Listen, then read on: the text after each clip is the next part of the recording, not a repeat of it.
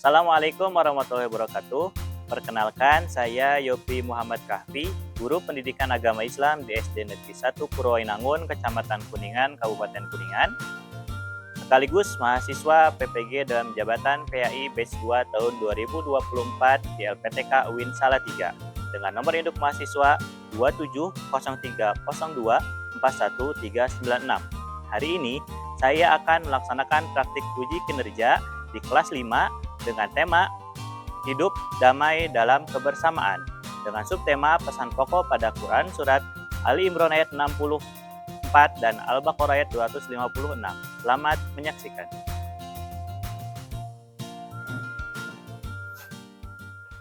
Bismillahirrahmanirrahim. Assalamualaikum warahmatullahi wabarakatuh.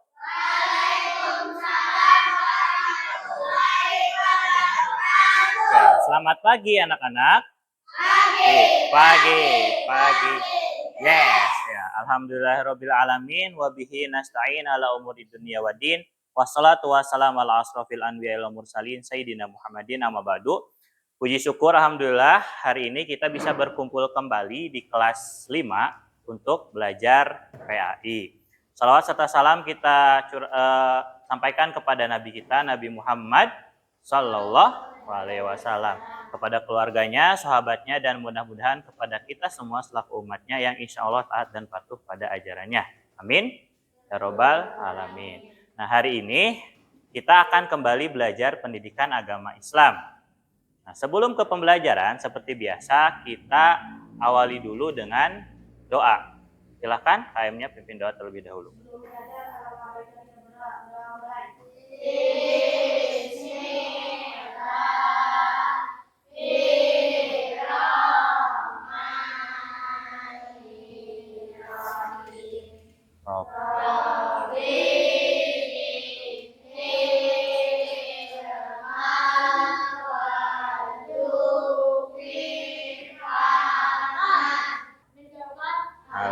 Alhamdulillah. Mudah-mudahan dengan kita awali dengan doa, pembelajaran hari ini bisa berjalan dengan lancar. Nah, sebelum melanjut ke absensi, mari kita awali dulu pembelajaran hari ini dengan menyanyikan lagu wajib nasional, lagu Garuda Pancasila. Silahkan berdiri semuanya. 1, 2, 3. Garuda Pancasila, akulah pendukmu, patriot proklamasi, sedia berkorban untukmu. Pancasila dasar negara, makmur sentosa, pribadi bangsaku. Ayo maju, ayo maju, ayo maju. Oke, terima kasih. Silakan duduk lagi. Nah, wajib ya dan penting juga kita untuk mengetahui serta menghafal lagu wajib nasional. Yang tadi kalian nyanyikan adalah lagu Garuda Pancasila. Dalam kurikulum Merdeka ada yang disebut profil pelajar Pancasila atau P5. Nah, yang akan kita gunakan P5 pada pembelajaran PAI kali ini adalah berkebinekaan global dan bertakwa kepada Tuhan Yang Maha Esa. Jadi penting untuk kita memahami tentang profil pelajar Pancasila. Dan di PAI juga ada yang namanya profil pelajar Rahmatan Lil Alamin atau PPRA. Nah, itu juga nanti berkaitan dengan pelajaran kita yang akan kita pelajari tentang tasamuh atau toleransi. Sebelum ke pembelajaran, seperti biasa kita absen dahulu ya. Yang pertama, Azhar ada? Oke, Azhar. Fawaz? Ada. Nakula? Ada. Vera? Ada. Oh, Santika? Oke, terima kasih. Hadir semua ya. Mudah-mudahan kedepannya juga akan tetap sehat semua biar bisa belajar di sekolah dengan keadaan sehat, tidak ada yang sakit ya. Selanjutnya, seperti biasa, kita akan mengawali dengan literasi. Hari ini kita akan membaca Al-Quran Juz 30 Surat At-Takasur. Hafal semuanya? Pak, yang tidak hafal boleh lihat ke depan. 1, 2, 3. A'udzu billahi minasyaitonir rajim. Bismillahirrahmanirrahim. Alhaakumut takasur. Summa latarawunnaha ainal yakin. Summa latus'alunna yawma'idin 'anin na'im. Shadaqallahul azim. Penting ya untuk kalian membiasakan literasi, baik itu membaca Al-Quran maupun membaca apapun, bisa membaca buku, baik itu buku umum maupun buku pelajaran, agar melatih otak kalian untuk terbiasa mencerna atau mendapatkan informasi yang baru. Nah, sebelum ke pembelajaran, kita akan awali dulu dengan tes awal. Silahkan diisi sesuai dengan kemampuan kalian.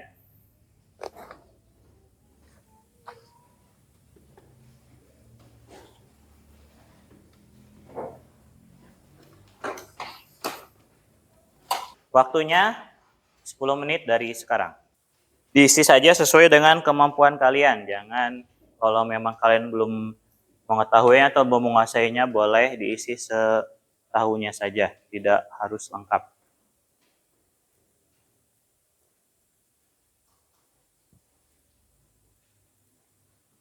Namanya jangan lupa diisi, kelasnya juga.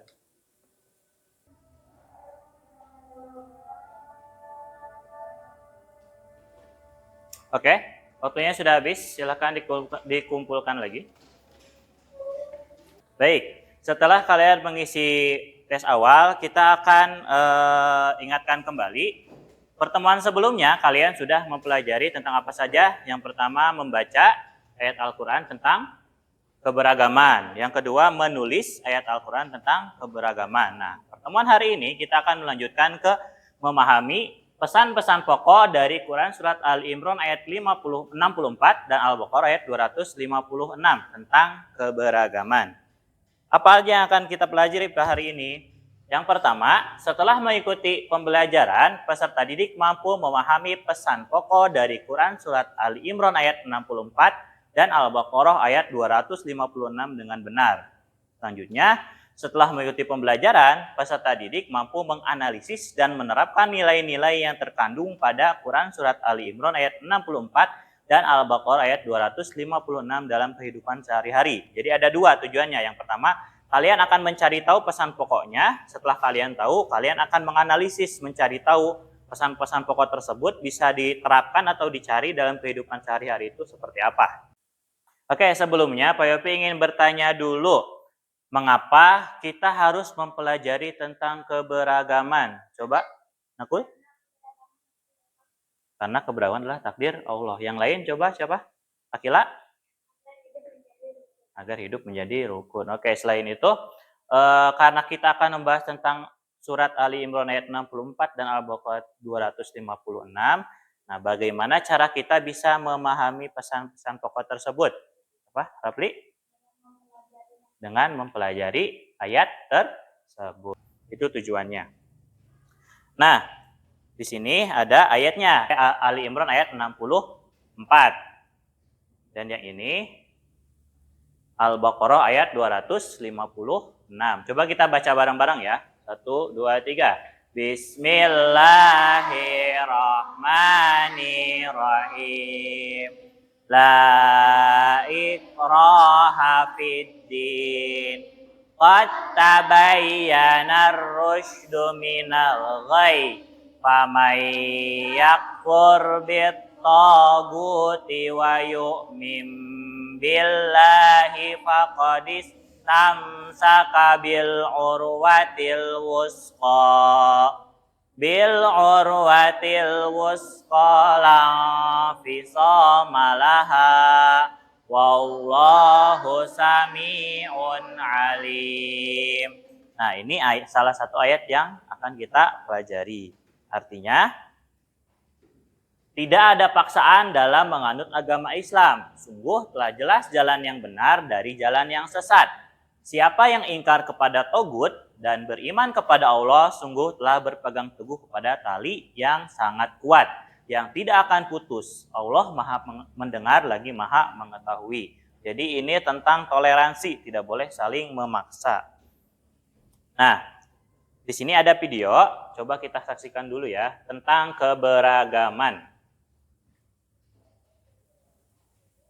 Ada kebudayaan khas di setiap provinsi di Indonesia.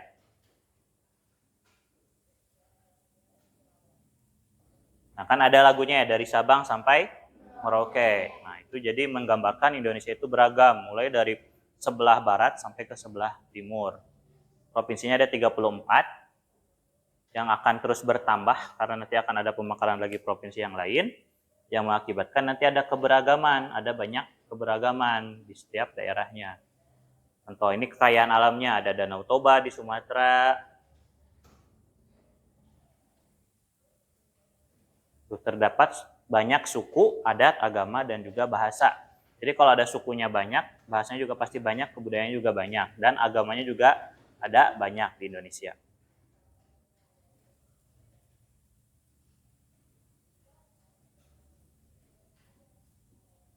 Ini alat musik. Kalau di Jawa Barat alat musiknya apa?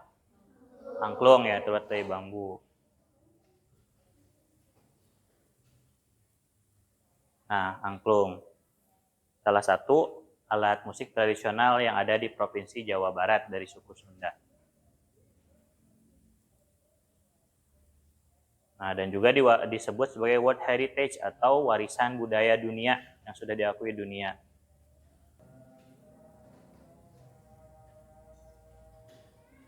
Oke. Nah, ini tentang keberagaman yang ada di Indonesia. Sekarang kita lanjut. Pesan pokoknya, yang pertama di Quran Surat Ali Imran ayat 64 adalah persamaan atau kalimatun sawa. Persamaan ini berarti tidak boleh membeda-bedakan, baik sesama siswa di kelas 5 atau sesama siswa di SD 1 Purwoinangun, ataupun sesama anak di rumah, kakak dengan adik, tidak boleh saling membedakan. Orang tua tidak boleh hanya sayang kepada kakaknya, adiknya tidak, atau sebaliknya. Jadi ada persamaan atau di Islam disebutnya kalimatun sawa. Perlunya dialog, diskusi maupun musyawarah. Kalau ada permasalahan harus didiskusikan, jangan diselesaikan dengan cara yang tidak baik. Yang kedua ada tidak menyekutukan Allah. Menyekutukan Allah itu apa? Menduakan Allah atau menyembah Tuhan selain Allah. Kalian orang Islam? Tuhannya siapa? Berarti kalian hanya boleh menyembah kepada Allah. Nah, ini juga larangan menyekutukan Allah. Menyekutukan Allah merupakan dosa yang sangat besar. Dan kita setiap sholat pasti berjanji, hidup kita, mati kita itu hanya untuk Allah. Inna sholati wa nusuki wa mahyaya wa mamati lillahi rabbil alamin. Nah, jadi kalau kalian menyekutukan Allah, berarti kalian sudah mengingkari janji kalian yang sering kalian ucapkan setiap kali kalian sholat. Ini yang Ali Imran. Sekarang kita lihat Al-Baqarah ayat 256. Yang pertama, tidak memaksa keyakinan lain. Tidak boleh kita memaksakan keyakinan kita kepada orang lain. Kita orang Islam, tidak boleh memaksakan kepada orang non-Islam untuk masuk ke dalam agama Islam. Tapi kalau mengajak, boleh.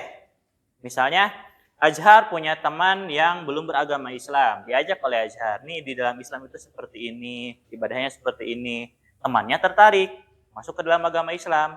Boleh tidak? Boleh. Yang tidak boleh itu memaksakan. Fawaz punya teman orang yang belum beragama Islam, diajak ke rumahnya. Tiba-tiba dipaksa, diancam pakai senjata tajam. Masuk Islam enggak? Kalau enggak dibunuh. Nah, itu pemaksaan. Tidak boleh. Atau sebaliknya, Fawaz dipaksa main ke rumah ibadah agama lain. Terus Fawaznya mau. Nah, itu tidak boleh. Karena tidak boleh saling memaksa. Keyakinan di sini yang dimaksudkan adalah agama. Yang kedua, berpegang teguh pada agama Allah. Kalau kalian sudah yakin dengan agama Islam, kalian harus berpegang teguh. Salatnya dilaksanakan. Rukun Islam ada berapa? 5. Pertama, syahadat. Yang kedua, salat. Itu kan hal yang harus dilakukan oleh umat Islam. Kalian suka salat? Betul? Berapa kali sehari yang wajib? 5. Nah, yang 5 dilakukan. Yang kedua, syahadat, salat. Yang ketiga, zakat. Kalian suka zakat? Kapan zakatnya? Ramadan, zakat fitrah misalnya ya, atau zakat mal. Nah, terus Yang keempat, puasa. Puasa di bulan Ramadan. Juga buat puasa sunnah. Dan yang terakhir naik haji. Nah, itu yang harus dilakukan. Kalau kalian sudah yakin dengan agama Islam, berarti kalian harus berpegang teguh. Tidak boleh goyah. Nah, sikap yang bisa kita lakukan sebagai orang muslim ada 5. Kalau kita meyakini ayat Al-Quran tentang keberagaman. Yang pertama, menyadari bahwa setiap individu memiliki hak yang berbeda. Ajar punya hak yang berbeda dengan Fawaz. Fawaz punya hak yang berbeda dengan Fairel gitu, dan juga yang lainnya. Jadi punya haknya masing-masing. Yang kedua, menghormati keyakinan orang lain. Tidak boleh saling mengganggu. Yang ketiga, berdiskusi. Kalau ada permasalahan apapun harus didiskusikan. Tidak boleh otoriter atau ditetapkan oleh satu orang saja. Yang keempat, setuju dan bersikap terbuka dengan perbedaan. Kalian harus menerima perbedaan. Azhar berpendapat kalau kelas kita harus beli lampu. Tiba-tiba Kirana berpendapat kelas kita lebih butuh kipas angin. Uangnya cuma cukup buat beli lampu atau kipas angin. Dimusyawarahkan dengan teman-temannya. Mana yang harus kita beli, yang lebih pentingnya yang mana. Nah, itu disebut musyawarah atau diskusi. Dan menerima perbedaan. Terakhir, kesadaran dan kejujuran. Kalian harus jadi orang yang jujur. Oke, nah hari ini kita akan memperdalam lagi materi ini dengan memecahkan sebuah masalah. Jadi di sini Pak Yopi ada masalah yang harus kalian selesaikan secara berkelompok. Sebelumnya Pak Yopi akan membagi dulu kelompoknya. Kelompok 1, ini kelompok 2, kelompok 3, dan kelompok 4. Nah, setiap kelompok nanti akan Pak Yopi berikan permasalahan yang harus dijawab. Nah, sebelum kalian menyelesaikan permasalahan ini, kalian harus cari tahu dulu pesan pokok yang tadi itu kalian rangkum, masukkan ke dalam LKPD yang telah disediakan.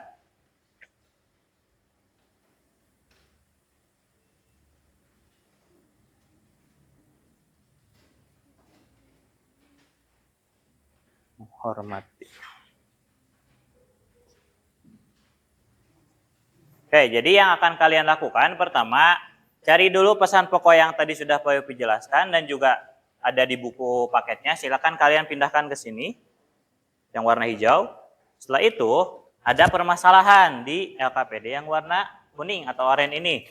Kelompok 1 dan kelompok 2 permasalahannya sama, 3 dan 4 juga permasalahannya sama. Ada sebuah permasalahan, ada pertanyaan, nanti kalian jawab di lembar jawaban yang solusi. Jadi ada masalahnya di sini, terus ada pertanyaannya di bawah, solusinya kalian tulis di lembar yang satu lagi yang ada tulisan solusi. Paham? Oke, silahkan dikerjakan. Kalau ada yang masih belum paham, boleh ditanyakan.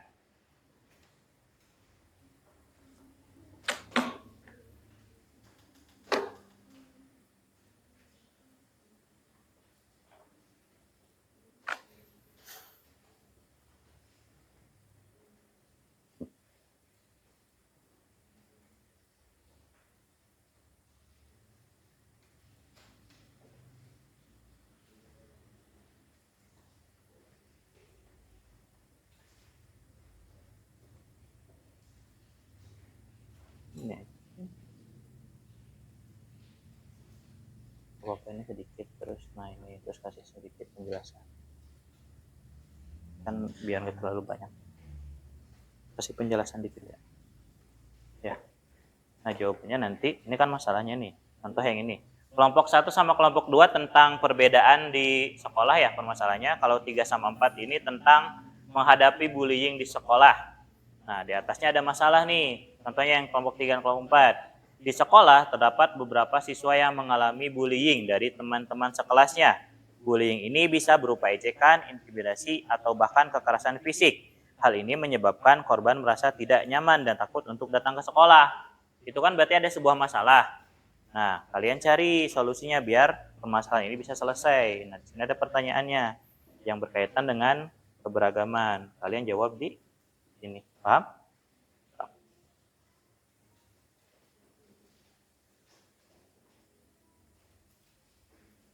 Oke. Apa? Nah, kalau yang kelompok 1, 2 ini tentang menghormati perbedaan dalam kehidupan sehari-hari. Nanti jawabannya itu kalian hubungkan dengan pesan pokok yang tadi yang ada di surat Ali Imran ayat 64 dan Al-Baqarah ayat 256.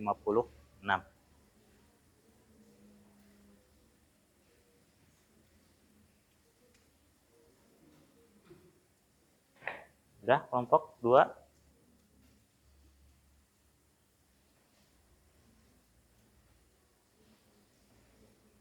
Kalau masih ada yang ragu misalnya Pak, ini betul enggak ya? Boleh didiskusikan dengan temannya, menurut kalian kamu ini benar apa enggak ya gitu, atau yang lebih baiknya apa ya? Jadi permasalahan yang kalian temukan di sana, solusinya harus ada solusinya atau ada jalan keluarnya.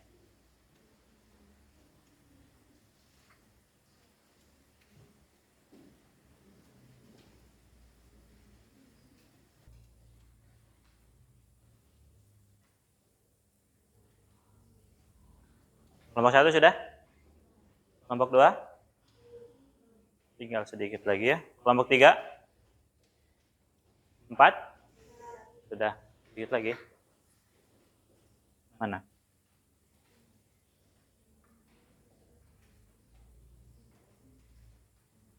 Oke, kelompok 1 sudah? 2? Kelompok 2 sudah belum? Sudah, 3? 4? Oke. Kalau sudah, kita akan presentasikan hasil diskusinya. Tapi sebelum presentasi biar semangat, kita tepuk semangat dulu ya. Bisa? Oke, tepuk semangat. Semangat. Semangat. Ulangi sekali lagi. Tepuk semangat. Semangat. Semangat. Oke, yang paling semangat kelompok 1. Ayo maju dulu. Bawa permasalahan dan solusinya. Oke, nanti Pak Yopi akan bacakan permasalahannya. Kelompok 1 akan menyebutkan atau memaparkan solusi yang telah ditemukan. Oke, untuk kelompok 1 permasalahannya adalah menghormati perbedaan dalam kehidupan sehari-hari. Masalahnya, di sekolah terdapat siswa-siswa dari berbagai latar belakang agama dan keyakinan. Meskipun sebagian besar siswa saling menghormati, ada beberapa kejadian di mana perbedaan keyakinan menyebabkan ketegangan dan konflik atau permasalahan. Contohnya, ada siswa yang merasa tidak nyaman ketika keyakinannya dipertanyakan atau dihina oleh teman sekelasnya. Pertanyaan pertama, bagaimana kita bisa menerapkan pesan dari surat Ali Imran ayat 64 yang mengajak umat Islam dan non-Islam untuk mencari persamaan dalam kehidupan sehari-hari di sekolah? Jawabannya, solusinya? Surat Ali Imran ayat 64 mengajak untuk tidak menyekutukan Allah yang dapat diartikan sebagai menghormati dan menghargai perbedaan dalam kehidupan sehari-hari. Di sekolah kita bisa mengajarkan siswa untuk menghormati perbedaan di antaranya mereka baik itu perbedaan agama, budaya dan atau pandangan ini dapat dilakukan melalui pelajaran tentang empati dan toleransi. Oke, cukup. Menurut kelompok 1, kalau ada perbedaan di antara umat Islam itu, di antara umat Islam dan non-Islam, solusinya adalah mempelajari atau memberikan nilai empati dan simpati. Empati itu apa? Simpati itu apa? Peduli sesama gitu ya. Jadi meskipun agamanya berbeda, menurut kelompok 1 harus saling peduli biar tidak jadi perpecahan. Terima kasih. Beri tepuk tangan untuk kelompok 1. Selanjutnya yang paling semangat tadi adalah kelompok 3. Silahkan maju kelompok 3. Oke, permasalahannya boleh dilihat. Untuk kelompok 3 ini berbeda dengan kelompok 1. Permasalahannya tentang bullying di sekolah. Ada sebuah permasalahan seperti ini. Di sekolah terdapat beberapa siswa yang mengalami bullying atau perundungan dari teman-teman sekelasnya. Bullying ini bisa berupa ejekan, intimidasi, atau bahkan kekerasan fisik. Hal ini menyebabkan korban merasa tidak nyaman dan takut untuk datang ke sekolah. Pertama, bagaimana cara kita bisa menerapkan pesan dari surah Ali Imran ayat 64 mengajak umat Islam untuk bersatu dan tidak menyekutukan Allah dalam menghadapi masalah bullying di sekolah. Kelompok 3 jawabannya, solusinya? Cara mencari titik temu dalam keyakinan juga berarti mendorong dialog dan musyawarah untuk menyelesaikan konflik. Dalam menghadapi bullying, kita bisa mengadakan sesi diskusi atau musyawarah untuk menyelesaikan masalah bullying Kelompok 2. dan mencari solusi bersama.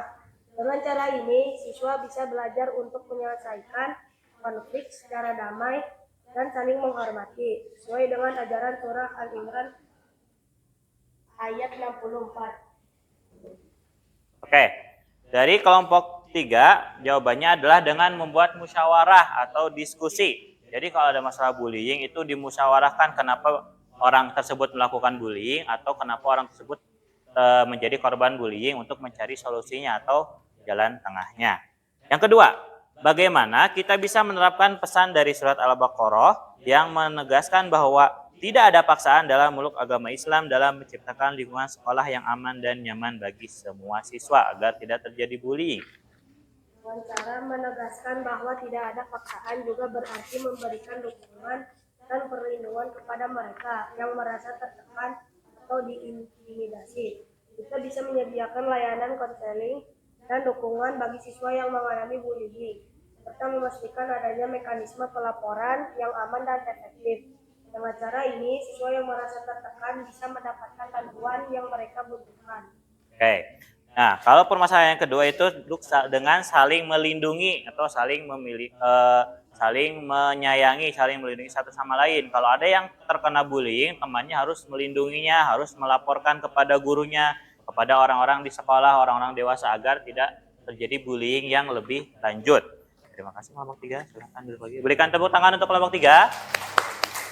Jawabannya sudah bagus ya, sudah bagus dan sesuai. Kita berikan apresiasi, berikan tepuk salut untuk semua kelompok yang sudah presentasi. Tepuk salut, jempol kanan, jempol kiri, salut. Oke, nah dari semua pemaparan dari kelompok 1, 2, 3, hingga 4 itu sudah menampilkan solusinya dari permasalahan yang ada. Nah, selanjutnya kita akan coba refleksikan pembelajaran hari ini. Apa yang kalian rasakan ketika sudah mengetahui atau sudah mempelajari tentang pesan pokok dari Quran surat Ali Imran ayat 64 dan Al-Baqarah ayat 256. Kirana perasaannya seperti apa Kirana? Nah, bisa paham. Jadi pesan pokoknya bisa paham, bisa diterapkan dalam kehidupan sehari-hari ya. Oke, coba perasaannya seperti apa? Rapli? Gembira, karena sudah paham ya, bisa tahu, jadi bisa diterapkan dalam kehidupan sehari-hari. Nah, hari ini pada pertemuan kali ini kita sudah belajar apa saja? Coba Azhar, pesan pokok dari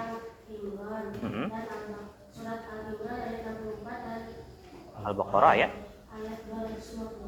Ya, nah, dan itu apalagi siapa Lukas? Nah, pesan pokok dari ayat tentang keberagaman. Jadi dua ayat yang tadi itu adalah ayat yang membahas tentang keberagaman yang ada di dunia. Nah, sekarang sebelum kita akhiri, seperti biasa kita lakukan dulu tes akhir ya. Silakan kalian jawab sesuai dengan kemampuan kalian.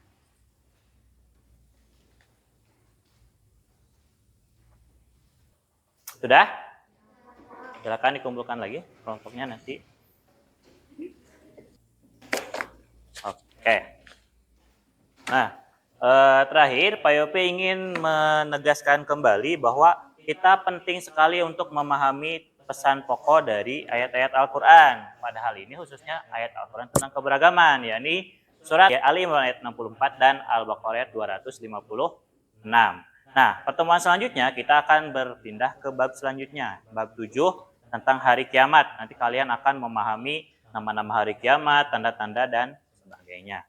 Oke, sebelum ditutup, KM-nya silakan pimpin doa sebelum pulang. Alhamdulillahirabbil wal asri innal insana fi khusri wa tawasau bis sabr. Oke, terima kasih sudah memperhatikan pelajaran hari ini. Hati-hati di jalan pulangnya. Dan Pak Yopi tutup. Assalamualaikum warahmatullahi wabarakatuh.